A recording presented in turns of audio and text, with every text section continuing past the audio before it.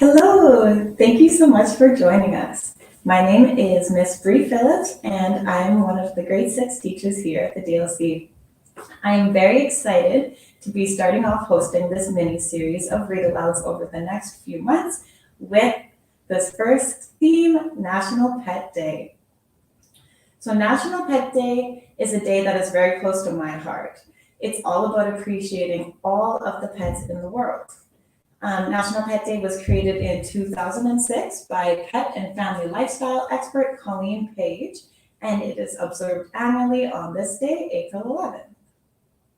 So again, it's all about loving the pets that we have, but it's also about helping to find homes for pets in shelters, rescues, or in need of a rescue or shelter and waiting to find their forever home.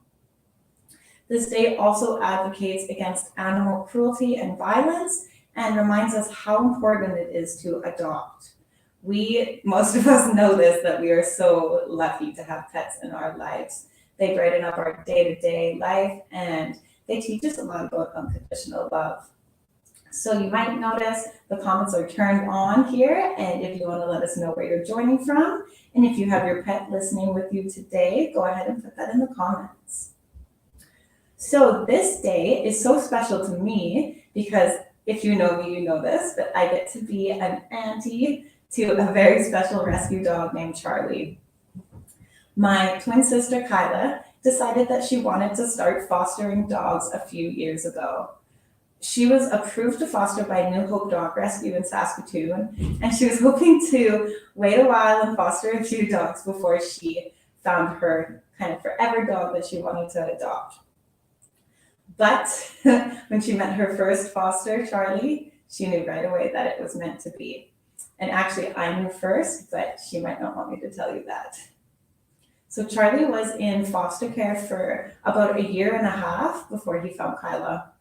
He had gone through multiple foster homes, and he really struggled to find a forever home because he has a serious medical condition called epilepsy, and he required really expensive and complex medication. Luckily enough, my sister is a pharmacist, so she wasn't worried about his condition or his medications. But it has changed both my sister's and my life. I'm just very, very thankful for all of the rescues around Saskatoon and all over the world. So without further ado, I am excited to read 3 books for you today, and they're just kind of about the excitement and the love and the fun that pets can add to our lives.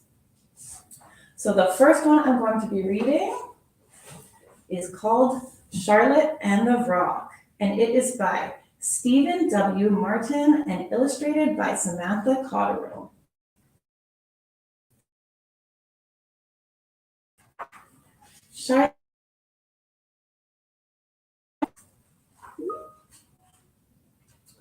Charlotte Gray wanted a pet.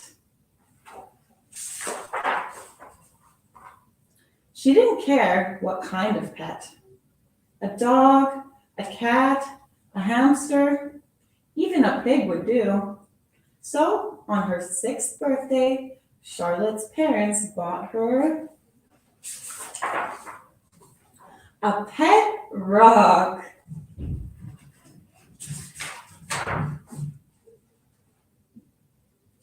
It wasn't quite what Charlotte had in mind, but she tried to remain positive.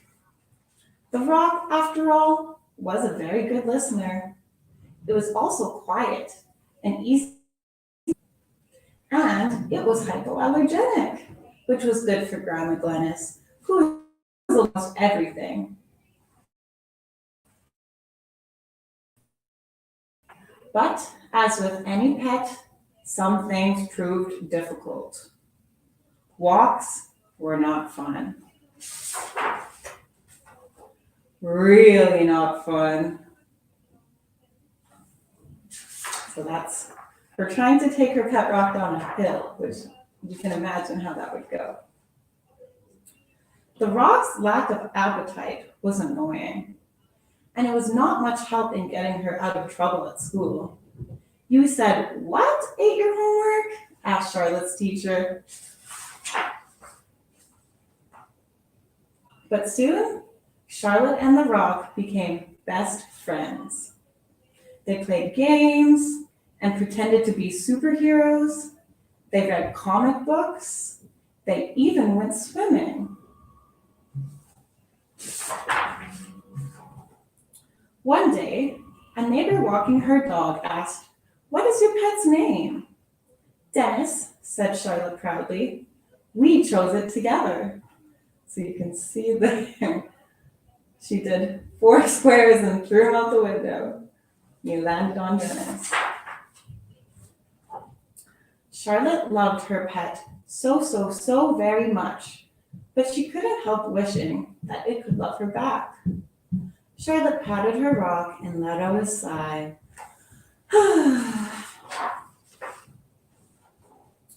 At bedtime that night, Charlotte kissed her rock goodnight and fell fast asleep.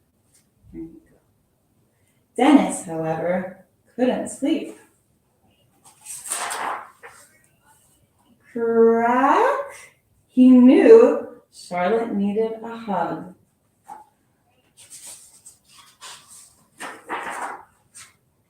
A big one.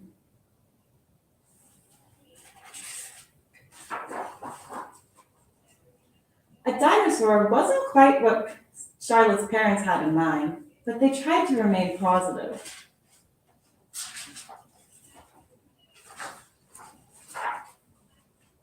Well, sort of. And so you can see he's all wrapped up in the yarn there. Okay, and at the very back here, we have Charlotte's pet rock rules. Number 1, training starts on day 1. Number 2, a rock needs a balanced diet and lots of fresh water. Number 3, keep your rock well groomed. Number 4, exercise your rock daily. Number 5, don't forget to introduce your rock to others. Number 6, reward good behavior with a favorite treat. I wonder what a rock's favorite treat would be. And number 7, and give it lots of love. Okay, so that's our first book, which parents, you might relate to that feeling of when you get asked for a pet, saying, try a pet rock. But things don't always work out as you think they will. Okay, so for our next one, we have another book about a very unusual pet. And this one is You Don't Want a Unicorn by Amy Dickman, illustrated by Liz Climo.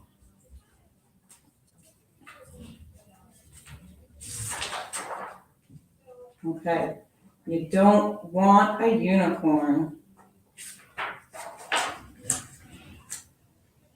Wait! You were going to wish for a unicorn, weren't you? Wishing for a unicorn is a big mistake. Just step away and bloop. Uh-oh. Things are about to get poof. Ugly. Trust me. Sure, having a unicorn seems fun. At first. All right, super fun. Fine, it's awesome, okay? But it's not worth it.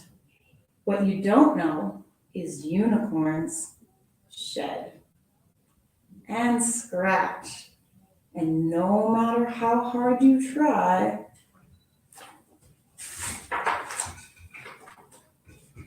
unicorns can't be house trained. You don't want that? Trust me.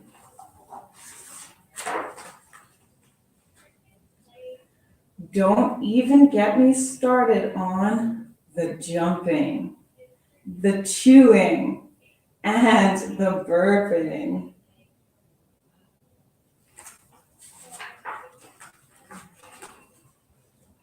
Hey, not bad. You probably could pull this off. If it wasn't for the biggest, top secret, nobody knows about a problem with having a unicorn. You let my puppy? Unicorns live in groups. And when a unicorn gets lonely, ding, ding, ding, it calls a friend. Poof. No, right when you're thinking this could be double super fun, poof, there's another, poof, and another, poof, and another. Great! You've unleashed the most destructive force in the universe. A unicorn party. Look at these crazy unicorns.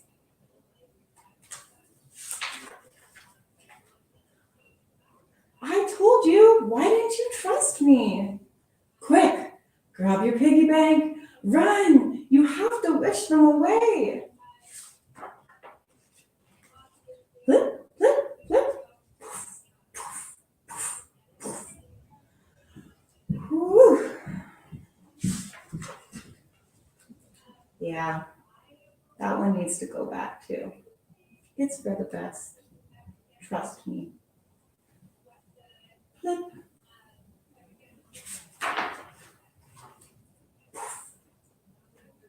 Aw, cheer up.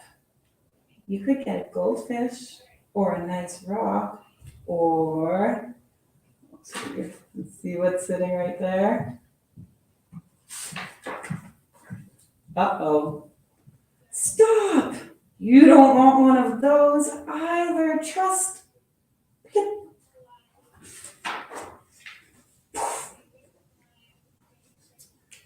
The end. So you can see he is going to have a new adventure here with a different type of pet. So I like that one because I think everybody needs a little magic in their life. Okay, so lastly, we have Strictly No Elephants, written by Lisa Mantchev and illustrated by Tan Yu. So this is one of my favorite books. And it is again about a little bit of an odd pet. Strictly No Elephants. The trouble with having a tiny elephant for a pet is that you never quite fit in. No one else has an elephant. So you can see all the other boys and girls on the block there.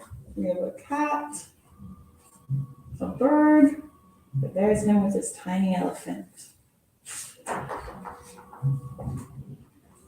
Every day, I take my elephant for a walk. His is a very thoughtful sort of walk.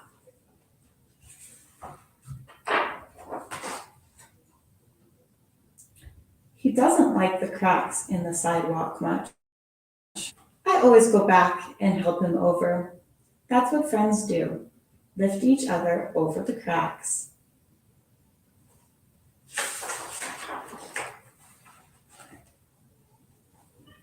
Today, I'm walking my tiny elephant to number 17. It's Pet Club Day and everyone will be there. Put him in a nice little red scarf, and he's got a matching one on. You can see them all go in. Come along, there's a good boy. I coax him the last few feet. It'll be fine. When I look up, there's a sign on the door. Strictly no elephants. Oh, my tiny elephant leads me back to the sidewalk, never minding the cracks. That's what friends do. Brave the scary things for you. So we feel pretty sad, both of them. Did you try to go to the pet club meeting too? The girl asks. Yes, I say, but they don't allow elephants. The sign didn't mention skunks, the girl says, but they don't want us to play with them either. They don't know any better, I tell her. You can see her there with her little skunk.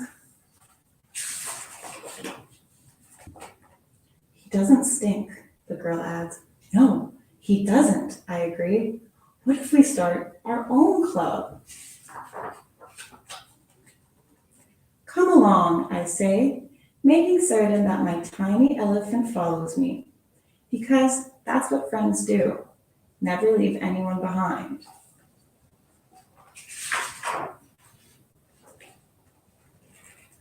So there they are. You can see our skunk and the elephant, and they've made some other friends with kind of odd, unique pets.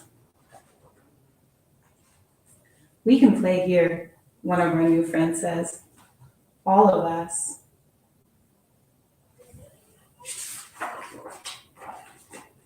So we paint our own sign. So it says, strictly no strangers, no spoil sports at first, and they cross it out and they put, you see there? All are welcome.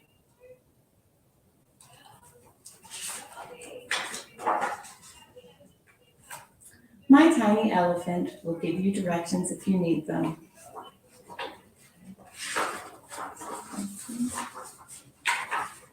Because that's what friends do.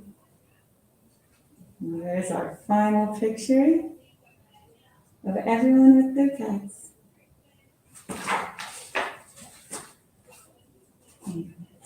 So again, I really, really like that story because I truly believe that everybody belongs somewhere. And sometimes we just have to do a little searching to find out exactly where you belong. So if you want to put in the comments, you could tell us what your favorite story was today, and you could say again if your pet was with you. So thank you for coming to our first Read Aloud of this fun new series. I hope you take a few moments today to think about and appreciate the pets that you have or have had in your life. And I hope you also consider supporting or even rescuing from a shelter or a rescue in your area.